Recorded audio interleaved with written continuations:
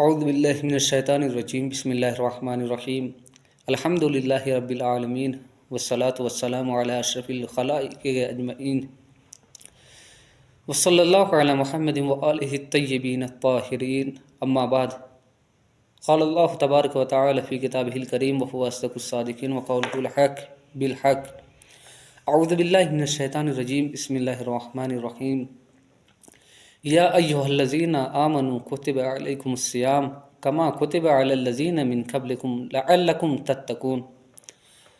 ناظرین کرام السلام علیکم۔ سب سے پہلے آپ تمام مومنین کی خدمت میں ماہ رمضان المبارک کی مبارکباد پیش کرتا ہوں۔ یہ رحمتوں کا مہینہ، برکتوں کا مہینہ ہے، اور ہم اس مہینے کو غنیمت سمجھتے ہوئے اس سے بہترین فائدہ حاصل کرنا چاہیے۔ اور انشاءاللہ آج میں کچھ ایسی باتیں آپ کی خدمت میں عرض کروں گا جس سے یقیناً آپ ماہ رمضان میں فائدہ اٹھا سکتے ہیں۔ عزیزان ایمان، اولاً اللہ نے اس مہینے میں ہمیں اپنا مہمان قرار دیا ہے، یعنی ہم اللہ کے مہمان ہیں اور اللہ ہمارا میزبان ہے۔ ایک بات کی طرف اشارہ کرتا چلوں کہ مہمان جب ہوتے ہیں تو میزبان کے گھر جاتے ہیں تو کچھ ہدیہ لے کے جاتے ہیں۔ آیا ہمارے پاس اللہ کی بارگاہ میں جانے کے لیے کوئی ہدیہ ہے؟ کیا ہم نے گزشتہ ایام میں اللہ کی بارگاہ میں حاضر ہونے کے لیے کوئی ایسا عمل انجام دیا ہے جسے ہمیں اللہ کی بارگاہ میں حاضر ہونے کے بعد شرمندہ نہ ہونا پڑے؟ عزیزان ایمان، ایک سوال پیدا ہوتا ہے کہ اللہ نے روزے کو کیوں واجب قرار دیا ہے؟ حالانکہ حدیث میں ایک علت ہے دوسری، لیکن میں نے جو آیت پڑھی ہے یا ایھا الذین آمنوا کتب علیکم الصیام کما کتب علی الذین من قبلکم لعلکم تتقون، اس میں علت بیان کی گئی ہے لعلکم تتقون، اس لیے کہ شاید تم متقی بن جاؤ۔ لیکن ایک حدیث ہے ہمارے سامنے جس میں امام جعفر صادق علیہ السلام ارشاد فرماتے ہیں انما فرض اللہ عز وجل الصیام، کہ بے شک اللہ نے روزے کو اس لیے واجب قرار دیا ہے لیستوی بہ الغنی والفقیر، تاکہ سماج میں، معاشرے میں جو غریب طبقے کے لوگ ہیں اور جو امیر طبقے کے لوگ ہیں انہیں برابری کا احساس دلایا جا سکے۔ حدیث من لا یحضر الفقیہ، جلد نمبر 2 صفحہ نمبر 73، حدیث نمبر 1766۔ ایک دوسری حدیث میں ہمارے سامنے امام رضا علیہ السلام سے وارد ہوتا ہے کہ امام رضا علیہ السلام علت بیان کرتے ہیں انما امروا بالصوم، بے شک اللہ نے روزے کا حکم اس لیے دیا ہے لکی یعرفوا، تاکہ ہم جان سکے، یعنی ہم سے مراد مخلوقات، لکی یعرفوا، تاکہ مخلوقات جان سکے علم جوع، بھوک کیا ہے، والعطش، اور پیاس کیا ہے، فَيَسْتَدِلُّ عَلَى الْفَقْرِ الْآخِرَةِ، اور اس کے بعد انسان آخرت کی فکر کرے، یعنی آخرت میں جب دنیا میں یہ عالم ہے تو آخرت میں ہمارا کیا عالم ہوگا۔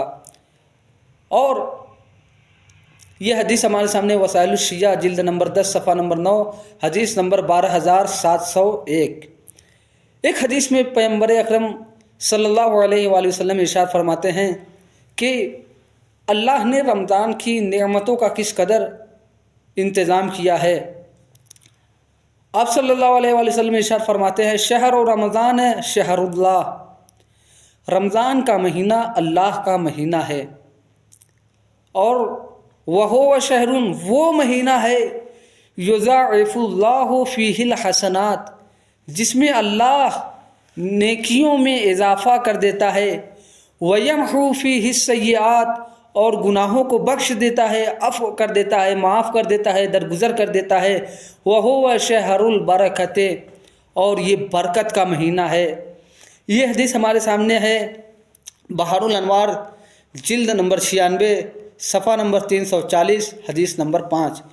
اس کے علاوہ ایک اور حدیث ہے جس میں امام جعفر صادق علیہ السلام ارشاد فرماتے ہیں اس عنوان اور متعلق سے کہ جو شخص روزہ نہ رکھے اور روزہ داروں کے سامنے کچھ کھائے یعنی بغیر کسی شرم و حیا کے انسان اگر کسی کے سامنے کھائے تو اس کے بارے میں امام ارشاد فرماتے ہیں من افطر یومن من شہر رمضان، جو بھی کسی دن رمضان میں سے کھانا کھائے اور روزہ دار اس کے سامنے موجود ہو، کسی روزہ دار کے سامنے کھائے، امام فرماتے ہیں خرج روح الایمان منہ، تو اس کے اندر سے ایمان کی روح نکل جاتی ہے، یعنی اس کے اندر پھر ایمان نہیں باقی رہتا، ایمان کا ڈھانچہ رہتا ہے، انسان ظاہری دکھاوے کے لیے رہتا ہے کہ ہاں یہ با ایمان ہے، لیکن اس کے اندر سے ایمان کی روح نکل جاتی ہے۔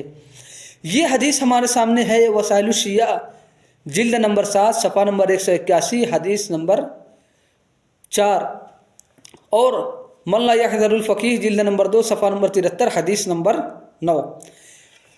ایک حدیث میں امام علی علیہ السلام سے وارد ہوتا ہے کہ امام علی علیہ السلام ارشاد فرماتے ہیں رمضان کی رحمتوں کے متعلق آپ علیہ السلام ارشاد فرماتے ہیں ان ابواب السماء تفتح فی اول لیلۃ من شہر رمضان۔ امام علی علیہ السلام ارشاد فرماتے ہیں کہ بے شک آسمان میں برکتوں کے دروازے، رحمتوں کے دروازے ماہ رمضان المبارک کی پہلی رات کو کھل جاتے ہیں، وَلَا تُغْلَقُ إِلَىٰ آخِرَةِ لَيْلَةٍ مِّنْهُ، اور وہ دروازے بند نہیں ہوتے ہیں اس وقت تک جب تک ماہ رمضان المبارک کی آخری رات نہ آ جائے۔ یہ حدیث ہمارے سامنے ہے بحر الانوار جلد نمبر 93 صفحہ نمبر 344۔ عزیزان ایمان، روزے کی اہمیت کو بتاتے ہوئے رسول خدا صلی اللہ علیہ وآلہ وسلم ایک حدیث میں ارشاد فرماتے ہیں کہ روزے کی اہمیت اور فضیلت کیا ہے، روزے کا مقام و مرتبہ کیا ہے۔ آپ علیہ السلام ارشاد فرماتے ہیں لو یعلم العبد، اگر بندے یہ جان جائیں ما فی رمضان، رمضان میں کیا ہے، لود ان یکون رمضان السنہ، تو پھر بندہ چاہے گا کہ پورے سال وہ اللہ کا مہمان رہے اور پورے سال اسی طریقے سے روزے رکھے۔ یہ روزے کی اہمیت اور فضیلت ہے۔ حدیث ہے بحر الانوار جلد نمبر 93 صفحہ نمبر 346۔ تو اللہ کس طریقے سے حسنات میں اضافہ فرماتا ہے۔ ایک حدیث ہے امام رضا علیہ السلام سے کہ امام گزشتہ احادیث کی تشریح کرتے ہوئے ارشاد فرماتے ہیں کہ اللہ کس طریقے سے ماہ رمضان میں عبادتوں میں افزائش کرتا ہے، اضافہ کرتا ہے۔ آپ علیہ السلام فرماتے ہیں من قرأ فی شہر رمضان آیۃ من کتاب اللہ، جو شخص ماہ رمضان میں قرآن کریم کی ایک آیت کو پڑھتا ہے، اور آپ ارشاد فرماتے ہیں کہ وہ ایسا ہے کمن، وہ ایسا ہے ختم القرآن فی غیر من شہور، کہ گویا اس نے دوسرے دنوں میں، دوسرے مہینوں میں پورا قرآن ختم کر لیا ہو۔ یعنی اس ماہ رمضان میں ایک آیت کی تلاوت کا ثواب یہ ہے کہ آپ گزشتہ مہینوں میں مثلا رجب و شعبان میں پورے قرآن کو ختم کر لیں اور ماہ رمضان میں ایک آیت پڑھ لیں تو دونوں مہینے کا ثواب آپ کو مساوی ہو جائے گا۔ یہ حدیث بحر الانوار جلد نمبر 93 صفحہ نمبر 346 میں ہے۔ اور روزے کا ایک اور اہم فلسفہ ہے جس میں رسول اکرم صلی اللہ علیہ وآلہ وسلم ارشاد فرماتے ہیں کہ روزے کو کس لیے معین کیا گیا ہے۔ آپ علیہ السلام ان لوگوں کو جواب دے رہے ہیں جو ماہ رمضان میں یہ کہتے ہوئے نظر آتے ہیں کہ اگر ہم روزہ رکھیں گے تو ہم پتلے ہو جائیں گے، ہمارا وزن کم ہو جائے گا، ہماری صحت خراب ہو جائے گی۔ عزیزان ایمان، ان کے لیے یہ بہت اچھا اور بہترین جواب ہے۔ رسول اکرم صلی اللہ علیہ وآلہ وسلم ایسے لوگوں کے جواب میں ارشاد فرماتے ہیں لِكُلِّ شَيْءٍ زَكَاةٌ، ہر چیز کے لیے زکوٰۃ ہے۔ زکوٰۃ کا فلسفہ یہ ہے کہ جس چیز سے زکوٰۃ ادا کی جاتی ہے اللہ اس چیز میں برکت دیتا ہے، نہ کہ کم کرتا ہے۔ آپ فرماتے ہیں لِكُلِّ شَيْءٍ زَكَاةٌ، ہر چیز کے لیے زکوٰۃ ہے۔ وَزَكَاةُ الْأَبْدَانِ الصِّيَامُ، اور جسم کی، بدن کی، اس گوشت کے ڈھانچے کی زکوٰۃ یہ ہے کہ روزہ رکھا جائے۔ یعنی اللہ نے جسم کی زکوٰۃ کو روزہ قرار دیا ہے۔ اور یہ حدیث ہمارے سامنے ہے فضائل الاشہر، اور یہ آپ کے لیے بہت مفید ہے۔ جس میں رسول اکرم صلی اللہ علیہ وآلہ وسلم اپنے صحابہ سے تاکید کرتے ہوئے ارشاد فرما رہے ہیں کہ اے میرے چاہنے والوں، الا اخبرکم، کیا میں تمہیں آگاہ نہ کروں، کیا میں تمہیں خبر نہ دوں، بشیء، اس چیز کی، ان فعلتموہ، اگر تم اس چیز کو انجام دو، تباعد الشیطان، تو شیطان تم سے دور بھاگ جائے گا۔ کیسے؟ کما تباعد المشرق من المغرب، جیسے مشرق سے نکلنے کے بعد سورج مغرب کی سمت چلا جاتا ہے، اتنی دوری شیطان آپ سے اختیار کرے گا۔ لوگوں نے کہا، قالو، لوگوں نے کہا، بلا یا رسول اللہ، کیوں نہیں یا رسول اللہ؟ آپ صلی اللہ علیہ وآلہ وسلم نے ارشاد فرمایا، الصوم، روزہ۔ کیا ہے روزہ؟ الصوم یسود وجہہ، روزہ شیطان کے چہرے کو سیاہ کر دیتا ہے، کالا کر دیتا ہے۔ یعنی جب کوئی بندہ روزہ رکھتا ہے اور شیطان اسے گمراہ کرنے میں ناکام ہو جاتا ہے تو اس کا چہرہ سیاہ ہو جاتا ہے، کالا پڑ جاتا ہے۔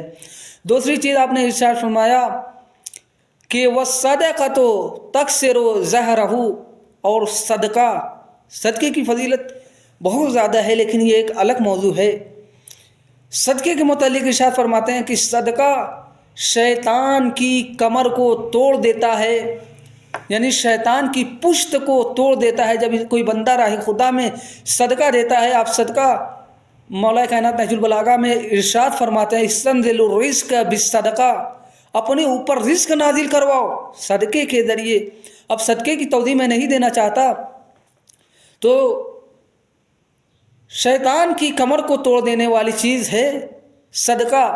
اور آپ آخر میں ارشاد فرماتے ہیں، وَلِكُلِّ شَيْءٍ زَكَاةٌ، اور ہر چیز کے لیے ایک زکوٰۃ ہے، وَزَكَاةُ الْأَبْدَانِ الصِّيَامُ، اور جسم کی، بدن کی زکوٰۃ روزہ ہے۔ یہ حدیث ہمارے سامنے ہے، منہاج البراءہ جلد نمبر 7 صفحہ نمبر 426۔